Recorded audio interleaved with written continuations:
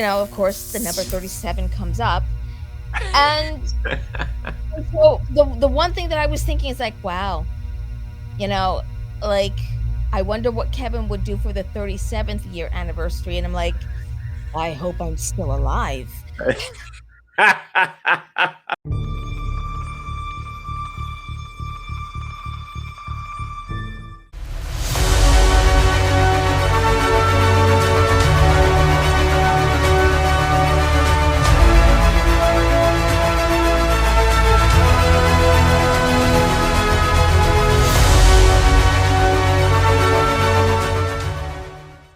Well, hello, everybody, and welcome to another edition of Average Superstar TV. Insert sound effect. Boom. Please hit that subscribe button on YouTube, Spotify, Amazon, Stitcher, and iHeartRadio. And this week, we are back in the independent film world, and I've got one hell of a guest here. Someone everybody definitely from my audience would definitely know. One of the icons from the great Clerks movie from easily, we're up to about 30 years. We're about almost at the 30th anniversary, aren't we?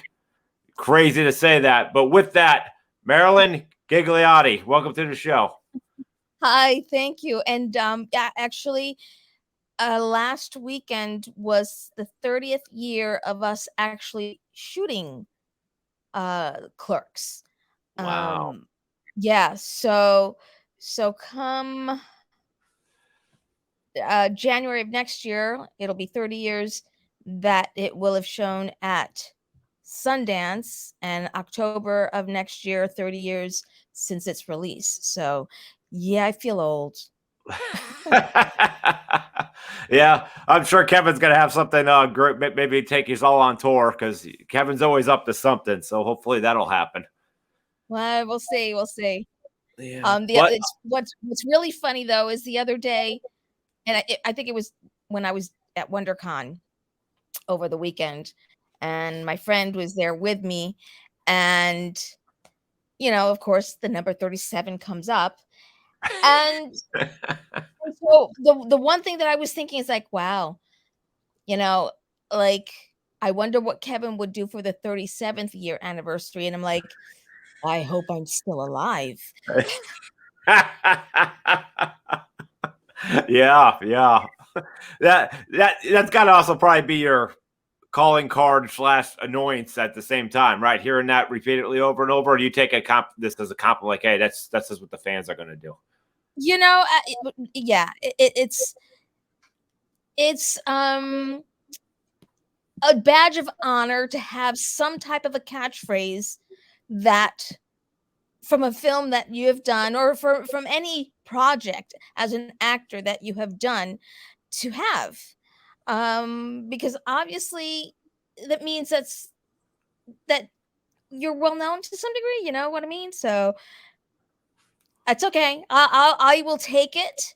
And it's not really the only catchphrase, No. because Clerks has so many, and which is I think one of the good parts of the film, that it has so many iconic little phrases to it that it hits points with a lot of people out there. But yeah, without a doubt. And I mean, to even go before Clerks, going back, I mean, were you a Jersey, New York resident? Is that Oh where yeah, you no, grew up? I was born in New York, raised most of my life in New Jersey. My parents are from Puerto Rico, lived there for 2 years of my life, 7th and 8th grade.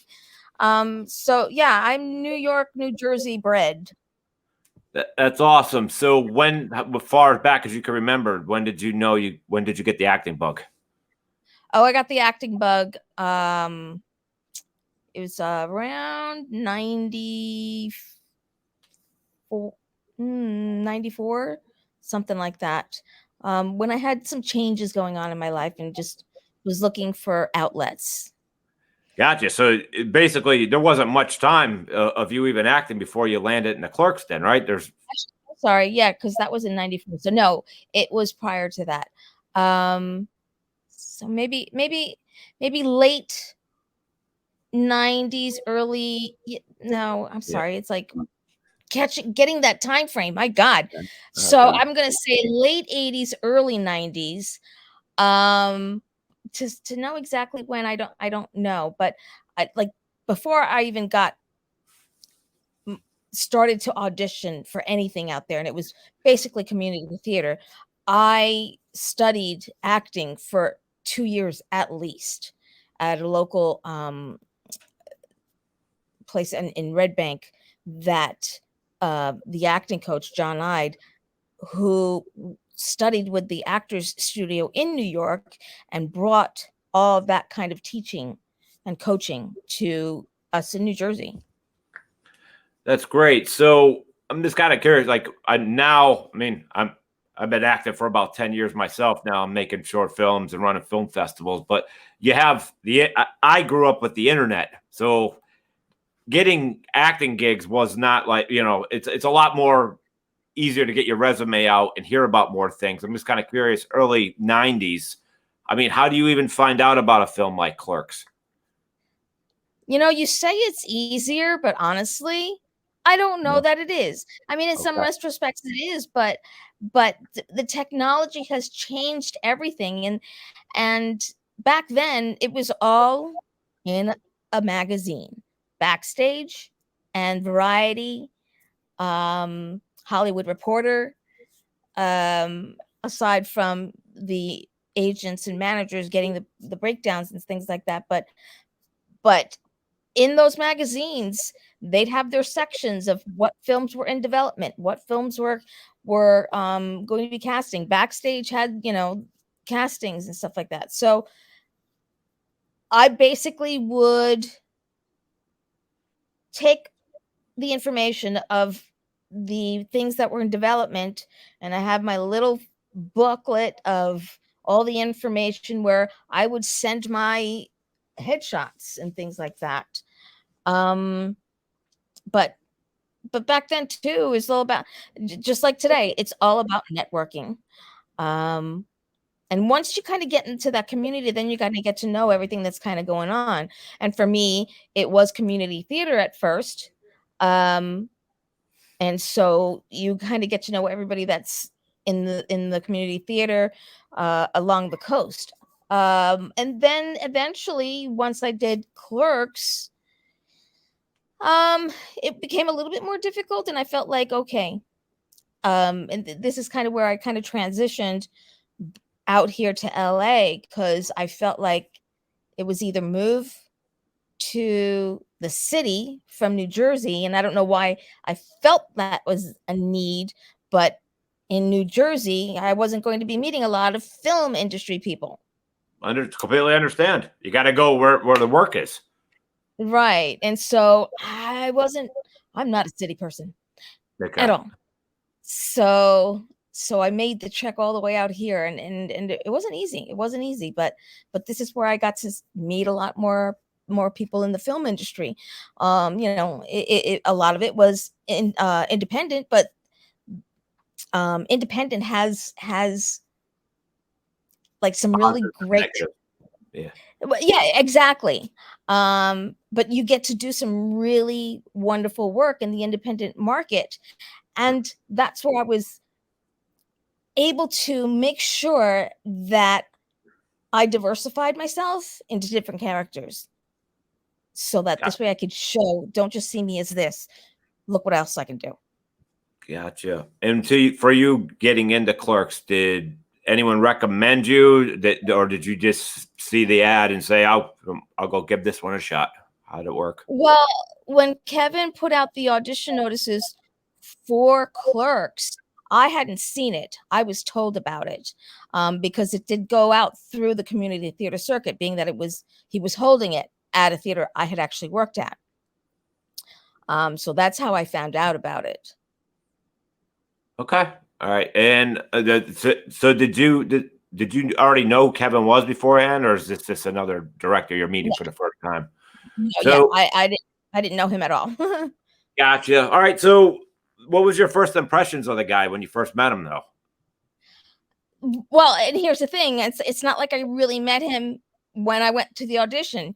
It was a room full of people. He was holding auditions in front of everybody that was there. So it's not like I got to meet him. It was basically go up on that stage, introduce myself, and do the audition. Done. Okay, thank you so much.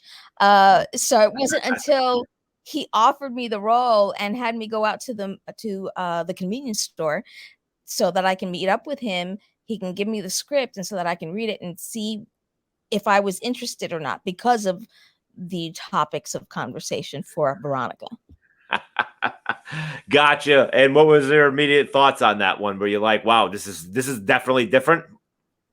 Well, I took it to work. I worked in a salon at that time, and I was laughing, and I was in. It's like, I enjoy a good script. Yeah.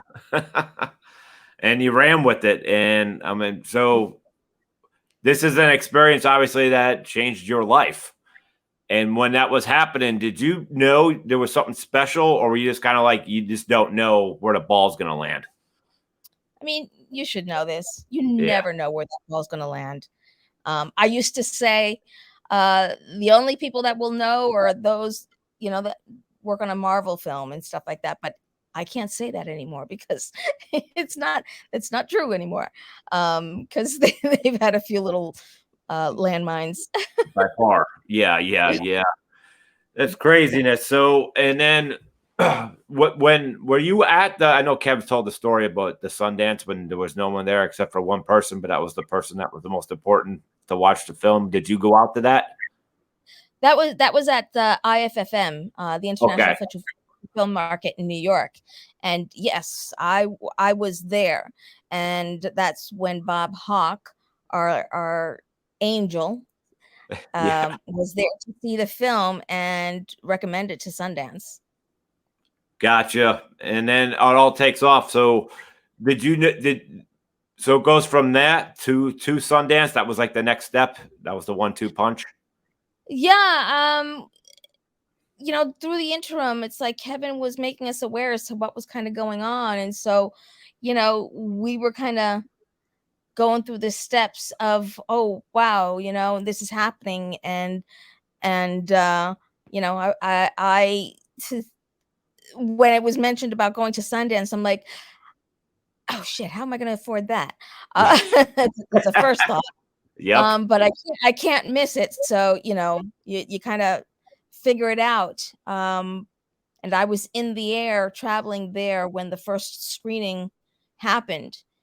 And once I landed and got myself to the we were in a townhome hotel kind of a situation, and went and got my credentials and walking the streets of Sundance. And when people start recognizing me, which was a very surreal moment of, wow, this is Yeah. crazy. Um, and then I think it was the second screening. I might have been there, but Brian finally came in, like, I don't know, within a day or so. And the funny thing is that he had shaved his goatee. So no one So recognized them. no one recognized him. They were all recognizing me, and I was just like, "Oh, so and here's Dante." And so, yeah, it was a nice surprise and very funny moment with the fans. Funny, funny. What was your favorite like moment of making the film? Is there anything that any particular moment to you? Any particular scene? I say all of it. But I will say this, because obviously scenes were cut, and the scenes that were cut of mine, I was very happy they were cut. Gotcha, gotcha, gotcha.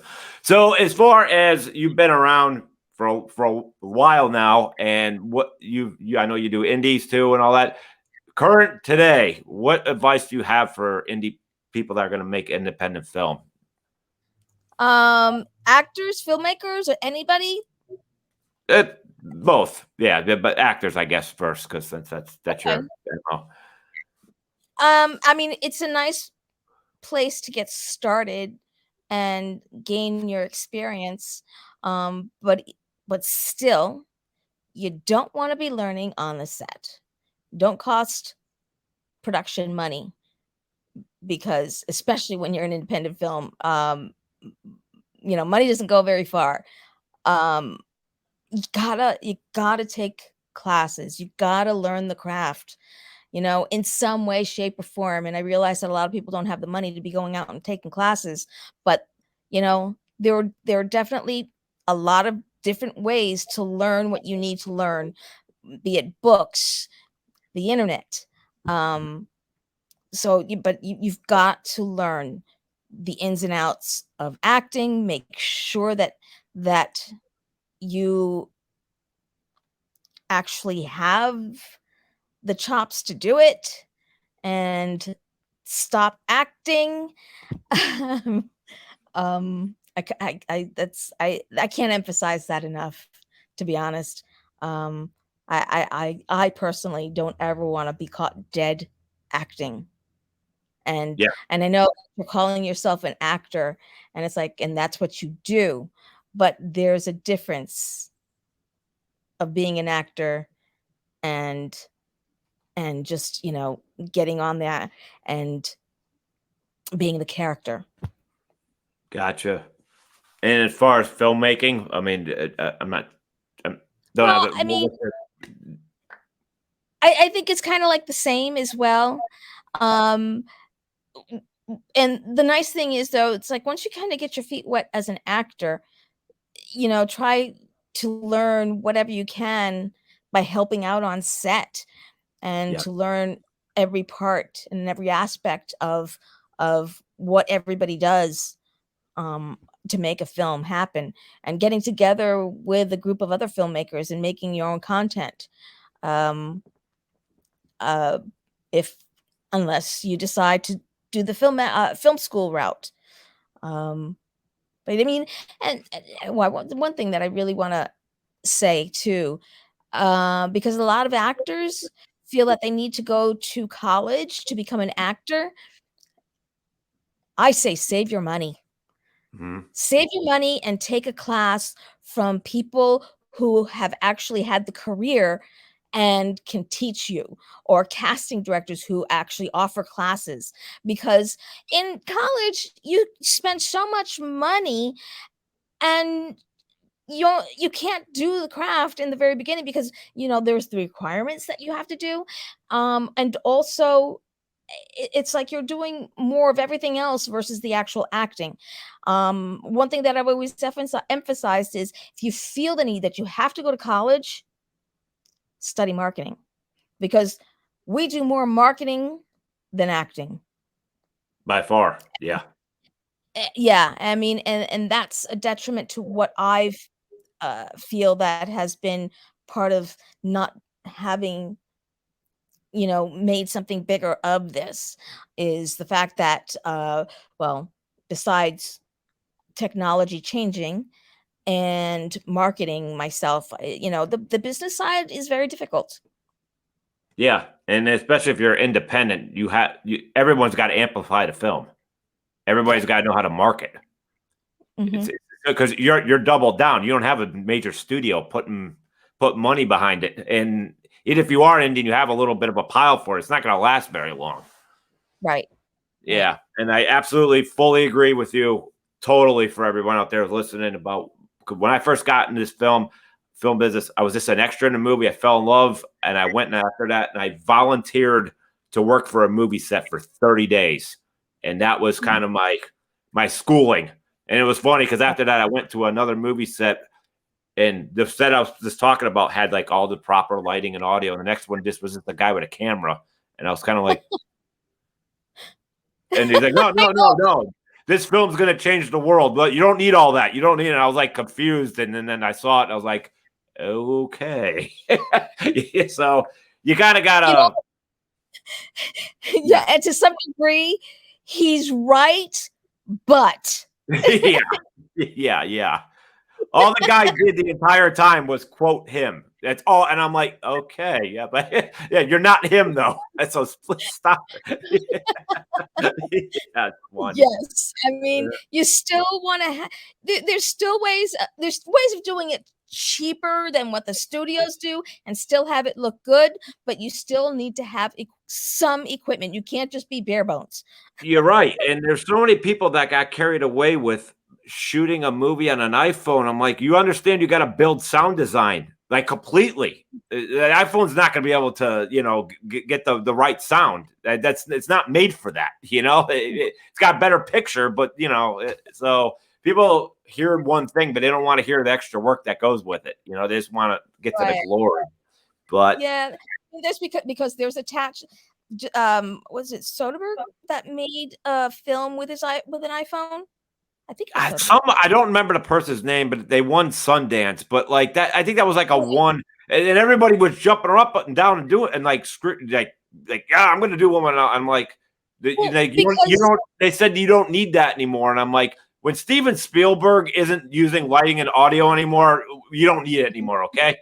But the thing is, though, it's like those who are making good quality films with their phones are not just using their phones. There's attachments that go onto that phone. There is sound that's being attached and all this kind of stuff. So yeah, it's like if you want to do it with this, you got to do it right. Yep. You better do a lot of homework, and you better talk to people that actually had success doing it. That's so important. But so was not even 6 months ago. It was August or September. I was in Red Bank for the afternoon screening for 2 weeks before it was released. I think it was for Clerks 3. So I was really happy to be there. I spotted you in the crowd. You know, you're being incognito a little bit, and I was like, I didn't want to go over and blow your cover or anything, but it was wait. Oh, Red Bank. I think it was like September 4th or 9th or something like that. Yeah. But I was just happy to say, you know, I got to preview the movie before you know, its full worldwide release and everything, and I thought it was amazing. I thought it was great that you came back. But I guess my question for you is, how was that experience coming back again? Amazing. To step back into her shoes and to work with the crew and then some was amazing. But what was truly just no words for, to be honest, is seeing it up there with people who love the characters, love the franchise, and so many people who still to this day even don't know and don't realize that I'm in Clerks 3, and then to see their reaction when I'm come up on the screen, it was just very validating, I'm gonna say, honestly, very heartwarming, and just feeling the love. Yeah, you deserved it. Everybody, all of you that came back and all of it. It was great to see all of you, and I was really happy in how he did it. I mean, it really was. It was a straight beautiful film. One part I actually feel bad for you about, and it has nothing to do with the movie. It's when you went on stage after, and I think you were why were you standing up there? Because Kevin could sure go with those Q&As. And you were in his back. I'm like, wow, we're up the past 2 hours now. I don't know if they had to bring you lunch or anything, you know, bring you chairs because Kevin could sure go. I'm used to it. Those that weren't used to it was, you know, the people who own Atlantic Highlands, the theater. And name is just evading me right now because I'm terrible with that. But yeah, they weren't used to it. So Right. So I mean, you came back, and like, what's next? What do you been trying? What do you got on deck coming up? Right now, nothing. Okay. I've been doing some auditioning, and unfortunately, though, you know, there's a possible impending writers' strike coming up in May, so we're kind of watching what happens with that, and so I don't know that there's as much going on because everybody's just kind of waiting and seeing. There is some stuff going on, but I think there probably would be more otherwise. I did okay, so last year I got together with 2 friends that we made a film together with, and they're part of the film that I directed. And so I was like, okay, you know what? Kevin has a film festival coming up, and we need to get our film finished so that we can enter it in that film and that be the first film. So we did that. It's called A Mother's Love. And we've been entered in 3 or 4 film festivals now. Good. Having won Best Women's Filmmaker at the Chandler Film Festival. I think that was in January. I was not there though. I was laid up after having a surgical procedure, so I was in home babying that. But you know, it's been quite difficult because we haven't been accepted into any other film festivals. So go figure. I don't know. Yeah. Don't get discouraged over that. You know, half the time they have the I don't know if you're using Film Freeway or whatever, but they got those due dates. Yeah. So Yeah, no, exactly. Yes, we have about another 12 or 13 film festivals throughout the year that, you know, we're just gonna wait and see what happens. But other than that, and then I've got some conventions lined up for the year. So, you know, and hopefully more get added onto that. I hope it does as well. So when you moved out to Cali, and you're a perfect person for this, because it was right after Clerks. I didn't realize like New York and LA were like the hotbeds for where we did all our TV and film. But over the course of time, tax breaks across America, you're kind of going anywhere. Even Jersey just raised it up to, I think it was like 90 million back, and Philadelphia finally is raising their tax senate. So I'm just curious, where you are now, do you think everyone should come to LA, or is it kind of at this point between Zoom and we're filming all over the country anyway? Do you really need to be there? I think it depends on the person and for the person. Because even though there's a lot of markets in New Orleans, Atlanta, Texas, and all that, a lot of the bigger roles are still being cast out of New York or LA. You know, occasionally you might have them come out of the states that they're filming in, but more often than not, only the smaller roles or you know, maybe the few lines here and there are what's being done locally, because even I will get auditions that are for local hire in specific states. Okay. All right. And I know the last couple years with everything going on with COVID, a lot of the additions have all been videotape and Zoom and all that. Are they still doing it that way, or are you back to going in? Still self-taping. A friend of mine whom I help with the self-tapes, he just had a callback that's going to be in person. So I think the callbacks are now starting to go to in-person callbacks versus Zoom. That's how they were being done. But auditions are still being done as self-tape, which I don't mind, to be honest. I really don't. Yeah. Yeah, it's way easier. Yeah, you know, you can proper setup and everything and just go to it. So Yeah. yeah. Marilyn, this has been one awesome interview. I thank you so much for stopping by. Thank you, Lauren. Enjoyed it. Thank you so much. Yeah, so at this time, you know, before I say the final goodbye, is there anything you need to plug? Any conventions? Anything? Yeah. So, well, you can find me on Twitter, Facebook, and Instagram. I'm very heavy on Instagram, as a matter of fact. And I will post on those pretty much wherever I'm going to be at. I am going to be at Contropolis, in Pennsylvania. That's the dates are May 5th, 6th, and 7th. In Oaks, Pennsylvania.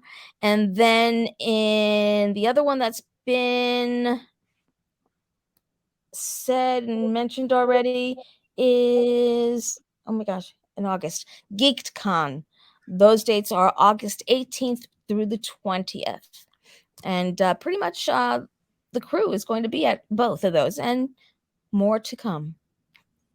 Sounds amazing. Everyone here heard that. Go check her out if you can. So with that, I thank this audience for taking the time to check out Average Superstar TV. We drop a new episode every Monday morning.